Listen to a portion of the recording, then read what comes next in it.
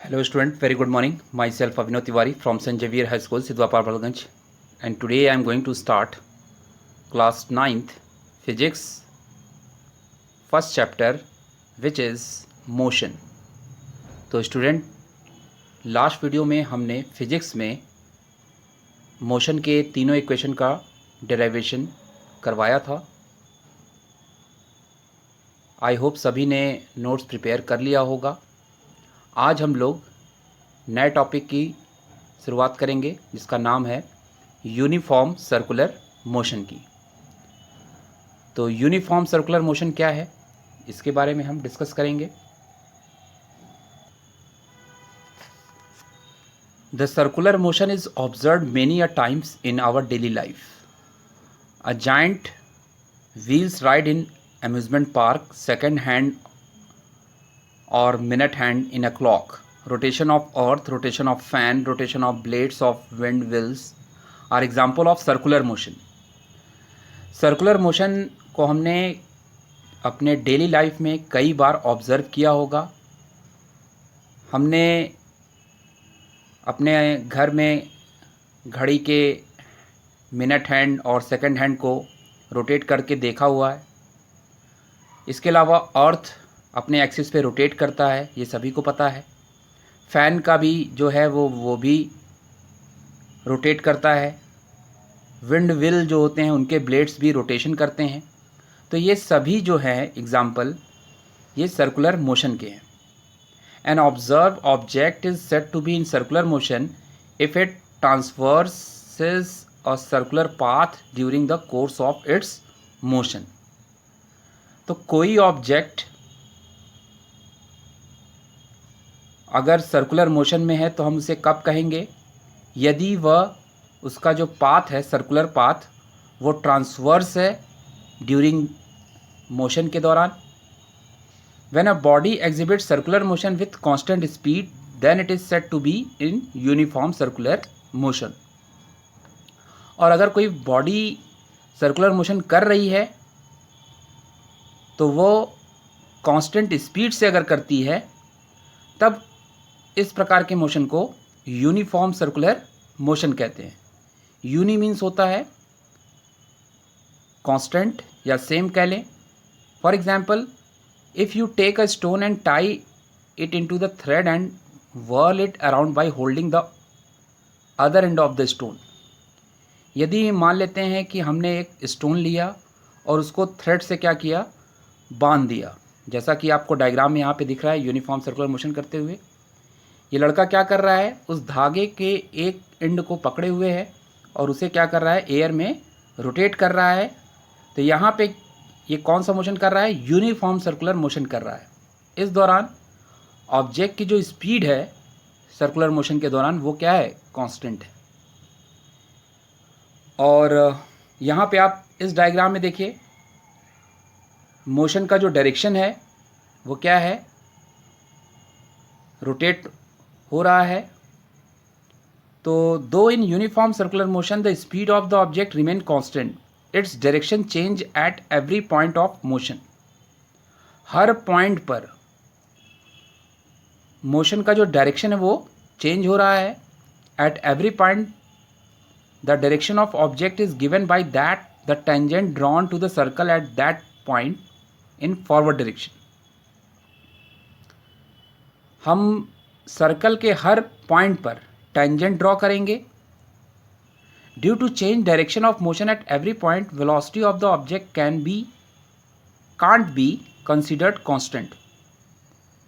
चूँकि अगर डायरेक्शन में चेंज हो रहा है उसके कारण हर पॉइंट पे डायरेक्शन चेंज हो रहा है तो वेलोसिटी जो होगी ऑब्जेक्ट की वो कभी भी कांस्टेंट नहीं होगी. क्यों? क्योंकि यहाँ पे बॉडी की क्या हो रही है, डायरेक्शन चेंज हो रही है. तो जब भी डायरेक्शन चेंज करेगा वहाँ पे उसकी वेलोसिटी कम या ज़्यादा हो सकती है, कांस्टेंट नहीं होगी. Hence in the uniform circular motion only magnitude of velocity remains constant. अगर कोई बॉडी यूनिफॉर्म सर्कुलर मोशन कर रहा है तो उसका केवल मैग्नीट्यूड जो कि वेलोसिटी का केवल मैग्नीट्यूड ही कांस्टेंट होता है, while direction keeps on changing. जबकि उसकी जो डायरेक्शन है वो लगातार बदलती रहती है। The such motion is an example of accelerated motion. तो इस तरह के मोशन को हम एक्सिलरेटेड मोशन कहते हैं, जहाँ पे बॉडी की वेलोसिटी का मैग्नीट्यूड केवल कांस्टेंट हो, जबकि बॉडी का डायरेक्शन क्या हो रहा है, चेंज होता जा रहा है। इस प्रकार के मोशन को हम एक्सिलरेटेड मोशन कहते हैं। The direction of acceleration of the object is toward the centre of the circular path traversed by it. Object का जो एक्सिलेशन का जो डायरेक्शन होगा वो सेंटर की तरफ होगा। If radius of the circular path covered by a body in uniform circular motion is R. मान लेते हैं कोई बॉडी है वो यूनिफॉर्म सर्कुलर मोशन कर रहा है, तो वह जितना सर्कुलर पाथ कवर करता है उसका रेडियस मान लेते हैं स्मॉल आर है। The body subtends an angle theta in moving from point A to point B along the circumference. और बॉडी क्या कर रही है, ए से बी पॉइंट तक जाने में थीटा एंगल बना रही है। मतलब बॉडी कहाँ चल रही है, सर्कमफ्रेंस पे चलेगी सर्कल के। तो यहाँ पे आप डायग्राम में भी देख सकते हैं, डायग्राम एंगुलर डिस्प्लेसमेंट यहाँ पे हो रहा है। यहाँ पे देखिए, ये सेंटर पे थीटा एंगल बन रहा है, ये पॉइंट ए है, ए पॉइंट से बी पॉइंट पे जाने में ये थीटा एंगल ड्रॉ कर रहा है। और यहाँ पे जो इसका रेडियस है स्मॉल आर लिया गया है। Then the angle is termed as angular displacement of the body. ये जो थीटा है ये क्या है, एंगुलर डिस्प्लेसमेंट है। In other word, angular displacement is defined as the angle subtended at the centre of the circular path of a body in uniform circular motion while traveling from one position to another। कह ले कि जब body uniform circular motion कर रही है तो वह अपना पोजीशन एक पोजीशन से दूसरे पोजीशन को चेंज कर रही है। इस दौरान सेंटर पर क्या हो रहा है, एक एंगल ड्रॉ हो रहा है। ये एंगल आप देख रहे हैं,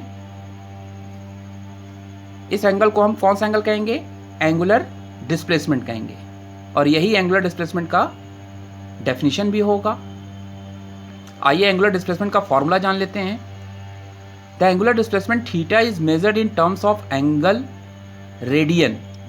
the magnitude of radius is given by the ratio of the length of arc L subtended by the body in moving to the final position to the radius of the circular path. मान लेते हैं angular displacement क्या है, theta है, तो उसका formula होता है theta equal to length of arc upon radius of the circle. Length of the arc को मान लिया यहाँ से स्मॉल एल, और रेडियस जो है सर्कल का वो स्मॉल आर है, आप जहाँ पे देख रहे हैं।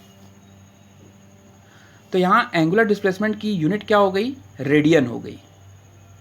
तो theta equal to L upon R कह सकते हैं।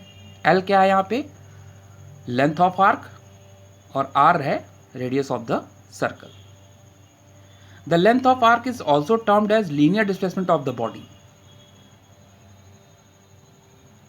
यदि मान लीजिए कि यहाँ पे थीटा की वैल्यू 1 ले लें और लेंथ ऑफ आर्क क्या हो जाएगा, फिर यदि थीटा की वैल्यू 1 लेंगे तो लेंथ क्या होगा, रेडियस ऑफ सर्कल के बराबर हो जाएगा। ठीक है। Thus the angular displacement of the body is uniform circular motion is equal to the 1 radian if it cover a length of arc equal to the radius of the circle whose circumference it is traveling through।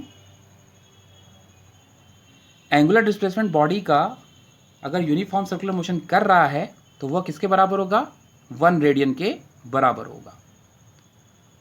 ठीक है। यदि length of arc जब radius of circle के equal हो जाए तब हम कहेंगे उसने कितना यूनिफॉर्म सर्कुलर मोशन किया, 1 रेडियन का किया। अब हम बात करेंगे एंगुलर वेलोसिटी की। एंगुलर वेलोसिटी को हम यहाँ पे ओमेगा से लिखते हैं, स्मॉल w है।